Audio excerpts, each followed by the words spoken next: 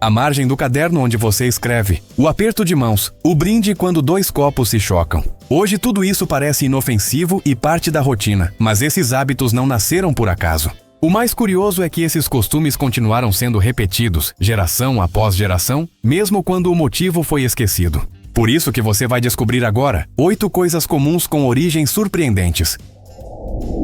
Hoje o salto alto é associado quase exclusivamente à moda feminina, mas ele não nasceu para mulheres e muito menos para a elegância. O salto alto foi inventado para soldados. A estabilidade no cavalo era um problema para a cavalaria persa no campo de batalha. Para resolver isso, eles passaram a usar botas com salto. O salto funcionava como um gancho que travava o pé no estribo. Isso era essencial para arqueiros montados, que precisavam de firmeza para disparar flechas com precisão enquanto galopavam. Inclusive, o Museu Batachu, no Canadá, possui modelos originais dessa época. Em 1599, diplomatas persas chegaram à Europa usando essas botas de salto, e o visual chamou imediatamente a atenção da nobreza. O calçado passou a ser associado à força, autoridade e poder militar. Na França, essa ideia foi levada ao extremo pelo rei Luís XIV. Ele adotou saltos altos, especialmente os de sola vermelha, como marca pessoal de status e domínio. Hoje o brinde é um gesto alegre, quase automático, mas durante séculos, levantar um copo era um ato de extrema desconfiança. Na Roma antiga e na Europa medieval, o envenenamento era a forma mais comum de assassinato político. Reis, nobres e generais raramente morriam em batalhas, morriam em jantares. O veneno tinha vantagens óbvias, era silencioso, difícil de rastrear e podia ser servido por alguém de confiança. Bastava um gole errado para encerrar um reinado. Foi nesse contexto que o brinde surgiu, como teste de sobrevivência. Os copos eram batidos com força proposital para fazer o líquido transbordar e se misturar. Se uma bebida estivesse envenenada, o risco deixava de ser individual e passava a ser compartilhado. Ao aceitar beber depois disso, o anfitrião demonstrava que não estava tentando matar ninguém à mesa.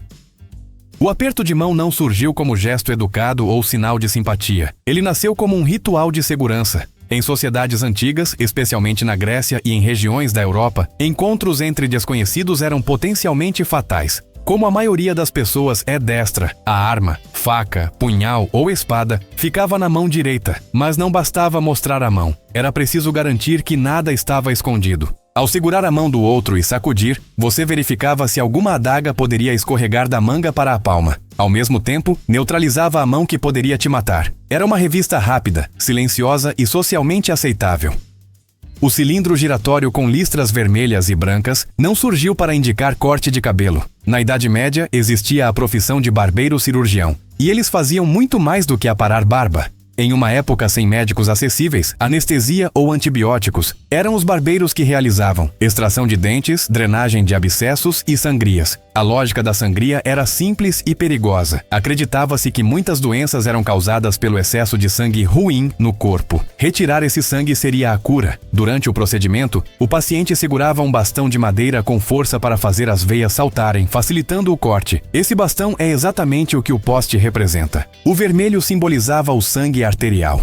O branco, as ataduras usadas para estancar o sangramento. E o azul, em algumas versões, simboliza o sangue venoso, e em outras, foi incluído pelas barbearias americanas em homenagem à bandeira. Depois do procedimento, essas ataduras eram lavadas e penduradas do lado de fora das barbearias para secar, criando o espiral vermelho e branco.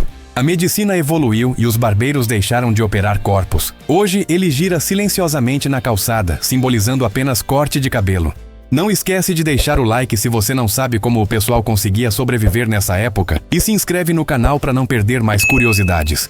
O cofrinho não tem formato de porco por simbolizar economia, prosperidade ou gordura acumulada. Essa associação veio depois. A origem é muito mais banal e completamente acidental. Na Inglaterra medieval, as pessoas guardavam moedas em potes feitos de uma argila barata chamada pig.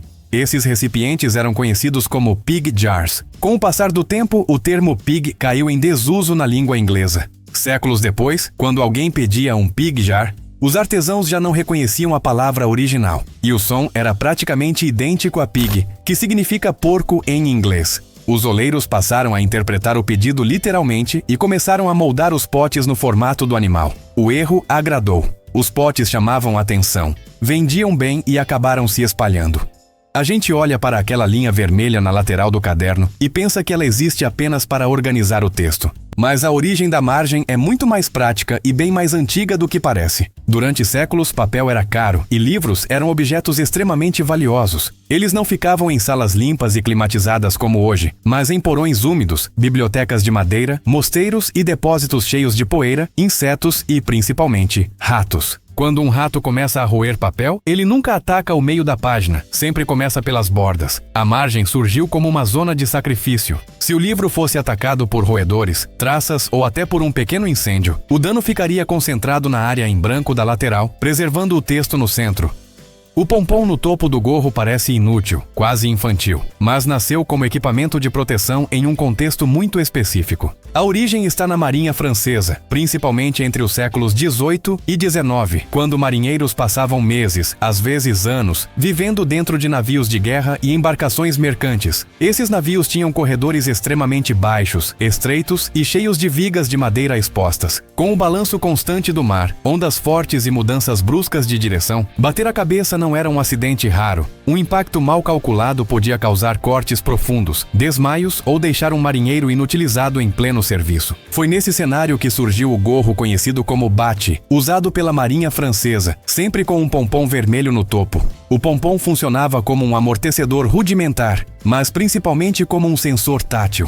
Ao sentir o pompom roçar em uma viga ou no teto baixo, o marinheiro abaixava a cabeça instintivamente antes que o impacto acontecesse de verdade. Era uma solução simples, barata e extremamente eficiente para evitar ferimentos em um ambiente onde qualquer descuido podia ser perigoso. Com o tempo, os navios mudaram, os corredores ficaram mais altos e o risco desapareceu, mas o detalhe permaneceu. Camisas masculinas e femininas têm botões em lados opostos. Essa diferença não surgiu por moda nem por estética, mas por necessidade prática. No caso dos homens, a explicação vem diretamente do combate. Durante séculos, roupas masculinas foram pensadas para a guerra. A maioria dos homens era destra e carregava a espada presa ao lado esquerdo do corpo, justamente para sacar com a mão direita em um único movimento. Se a camisa fechasse no sentido errado, a aba do tecido poderia prender o cabo da espada durante o saque. Por isso, o fechamento masculino foi padronizado de forma que o tecido não interfere no movimento da arma. No caso das mulheres da nobreza europeia, o motivo era completamente diferente. Durante a Idade Média e o período renascentista, mulheres ricas não se vestiam sozinhas. Vestir-se era um ritual demorado, feito com a ajuda de criadas. Como a criada ficava de frente para a patroa, e assim como a maioria das pessoas era destra, os botões passaram a ser costurados do lado oposto para facilitar o trabalho de quem vestia. Com o tempo, esses padrões perderam completamente a função original.